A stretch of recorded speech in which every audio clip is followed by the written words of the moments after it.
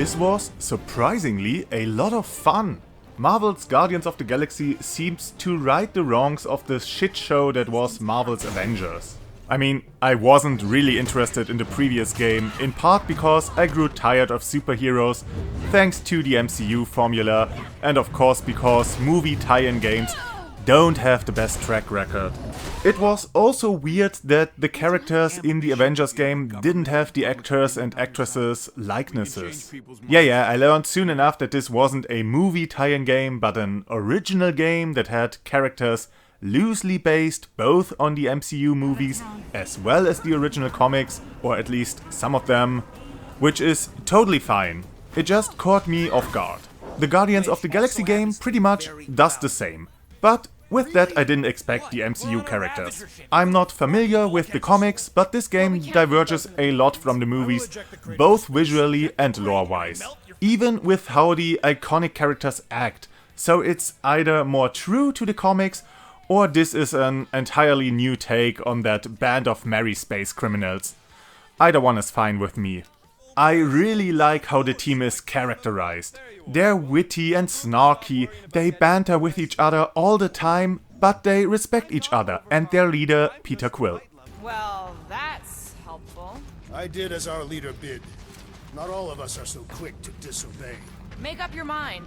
Are you mad I served Thanos or that I betrayed him? Neither inspire confidence.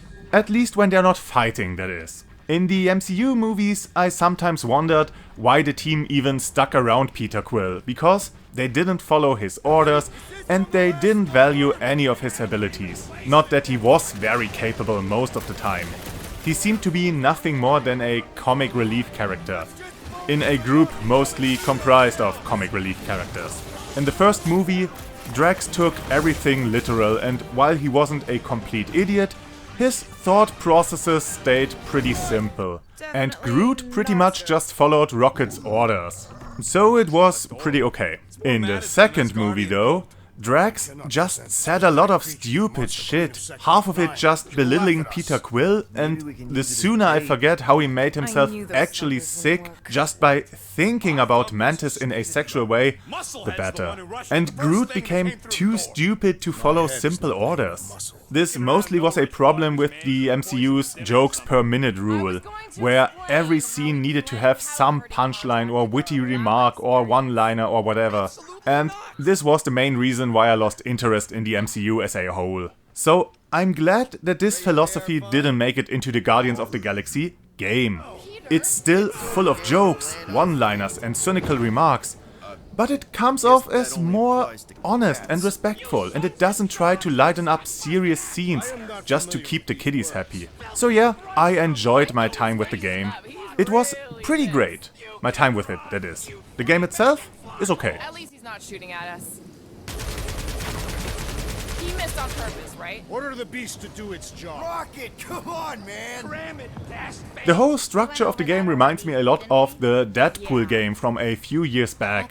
Wait, that's from 2013! God, I'm old.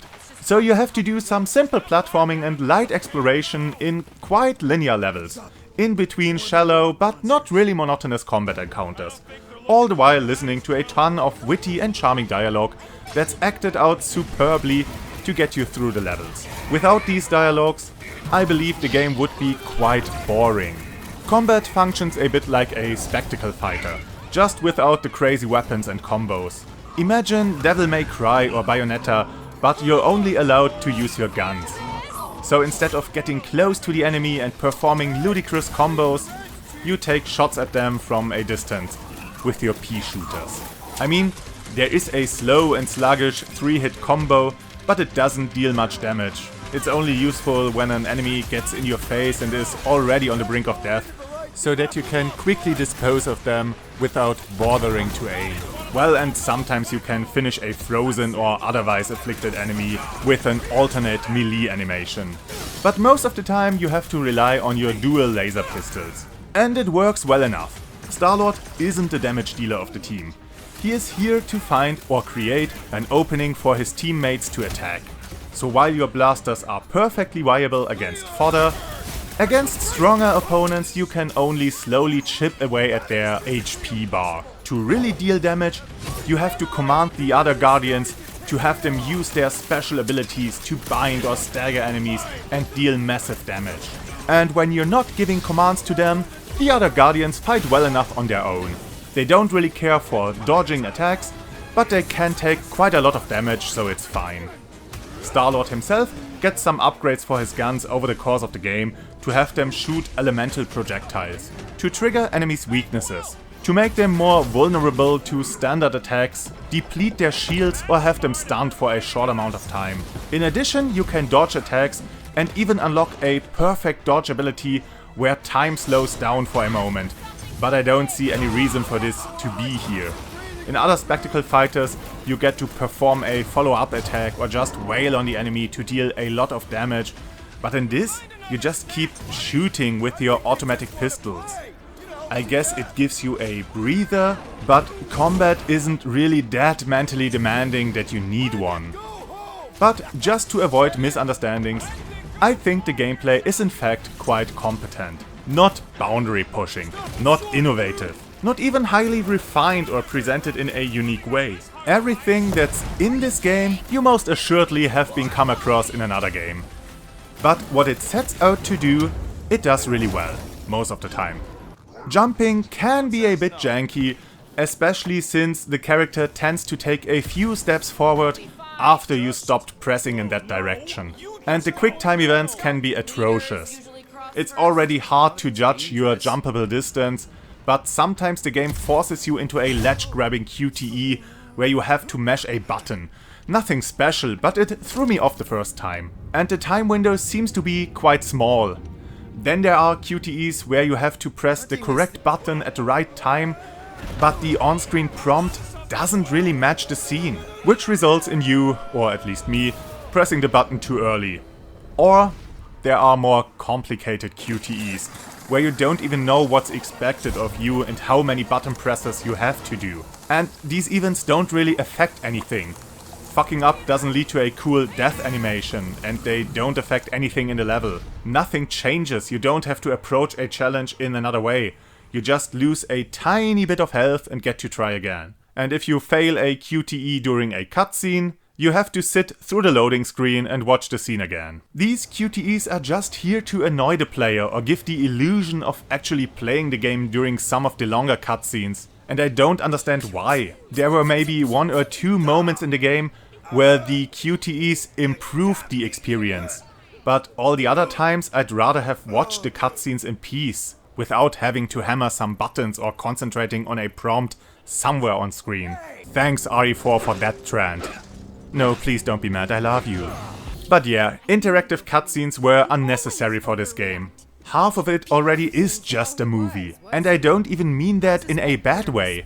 There are just a lot of well-voiced cutscenes and even more moments where there's nothing really to do other than talking or listening to the other characters. When you're not jumping or running or fighting, you get to just take in the scenery, listen to the witty dialogue between the charming characters, or you hang out on your ship and talk to your crew. Did you just... You have closed the refrigerator door. Yeah, I do that sometimes. I thought I was the only one who ever bothered. I thought I was the only one. I observed the tree closing at once. And there's a lot of banter between the characters. They must have recorded a million lines because every few moments 2 or even more characters are talking about something. And the conversations always feel authentic and natural, even though they mostly end in a punchline. It's like good friends messing with each other. And at least with me, it resonated. And it never felt overbearing. Sometimes when I wanted to use the menu, it was a bit annoying because I didn't want to pause in the middle of a conversation, so I had to wait around a lot, but that's my own fault. Only in the last level I noticed a drop in quality. Either they didn't record enough lines or the randomizer just pissed off and went home, but I had to listen to the same 3 conversations over and over again, while fighting a bunch of enemies back to back with no real variation in challenges or set pieces. I kinda wanna know how they made so many uniforms in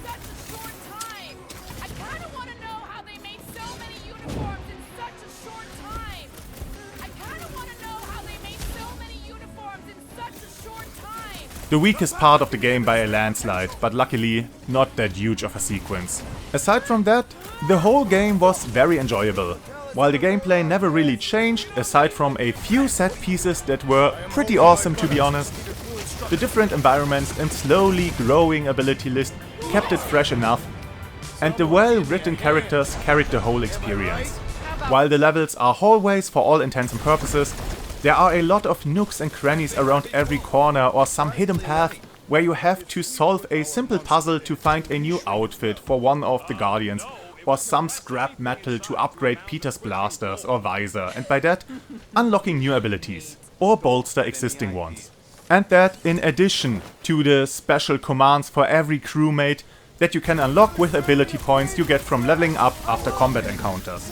And I found that the distribution of resources and experience throughout the game is pretty well balanced. I discovered most of the hidden resource stashes and completed most of the combat encounters with the highest rank, which isn't very hard to do, and I unlocked my last character ability and crafted my final upgrade in time for the second to last chapter. So I had plenty of opportunity to play around with all the possible gameplay mechanics, but wasn't too powerful too early into the game. One of the big features of this game is the implementation of the awesome mix. The music overall is pretty dope in this game. We get some pretty good original background music, as well as some heavy metal tracks by the fictional band Star-Lord, exclusively written for this game.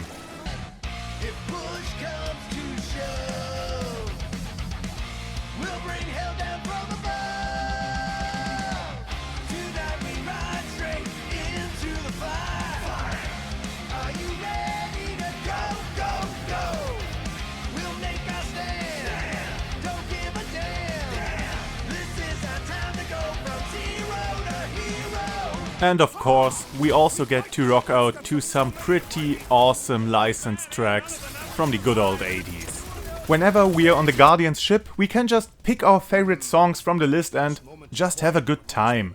And as long as you're not playing on streamer mode, these songs will play at certain key moments in the game to make everything just a bit more awesome. Alright, let's do this. Let's go sell a monster.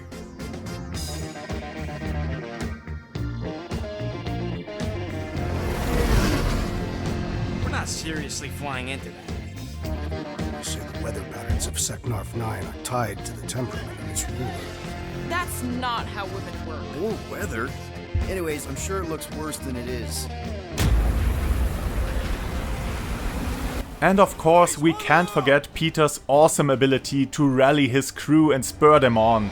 This not only revives fallen allies, it also grants everyone a shield, speeds up ability recharge, and of course comes with even more awesome music. These monsters won't play by the rules.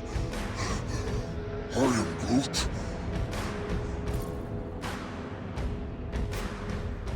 We are getting creamed out there. You want to know why? Because we keep trying to fight fair. But in this galaxy, you don't win by fighting fair. So when we step into that battlefield again, let's give those losers a taste of their own medicine. Who's with me? Victory is ours! Let's do this! Feel it!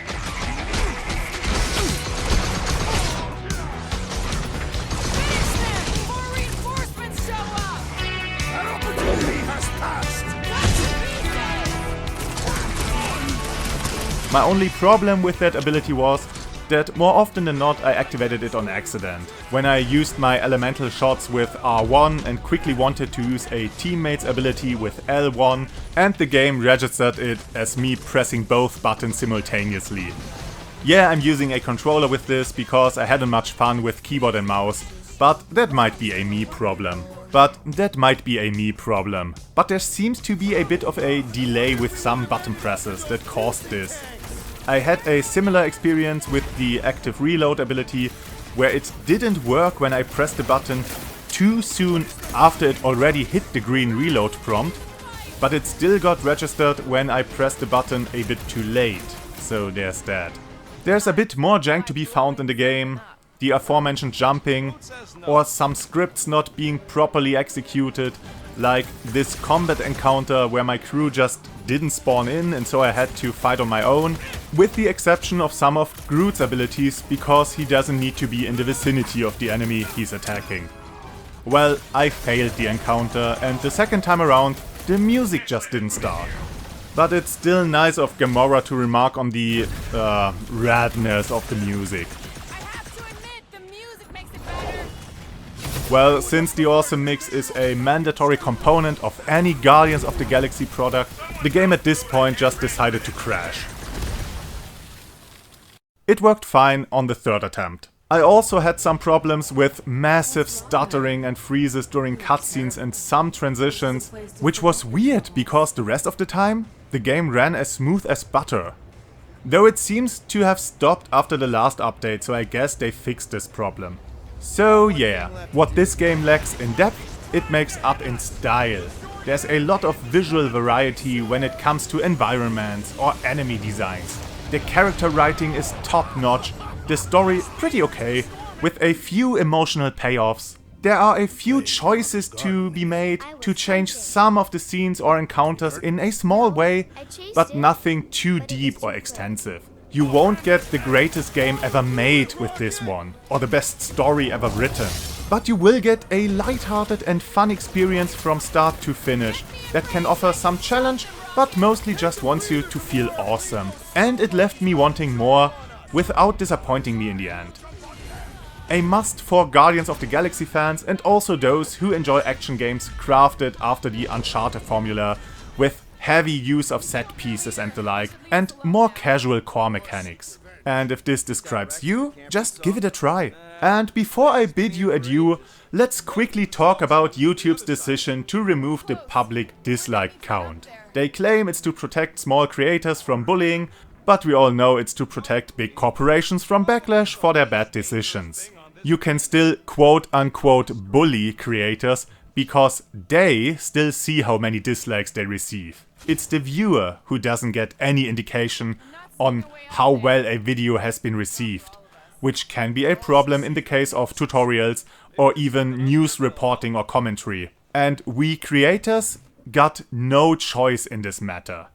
YouTube isn't interested in our opinion, so sooner or later the dislike count on every video will disappear. So I encourage you to just write a comment where you articulate your displeasure with my video, at least if this happens to be the case. Yeah, of course it's engagement you might not want to give me, but so is the dislike button itself. Just maybe try not to only write dislike, because I fear YouTube will flag such comments as spam soon enough. So just write a few more words like, "Hey, I dislike your video, you dumb fuck." Though an explanation would be even more appreciated. And of course, if you found some enjoyment with this little video of mine, hit the like button or comment as well, whatever you're more comfortable with. And with that, I bid you adieu. Have a great day. That's it from Rady, and I hope to see you again on the next game.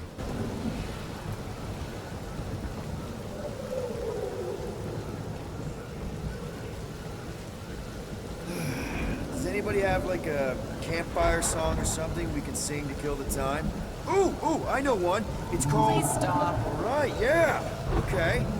Wait, is Please Stop the name of your song? No. Okay.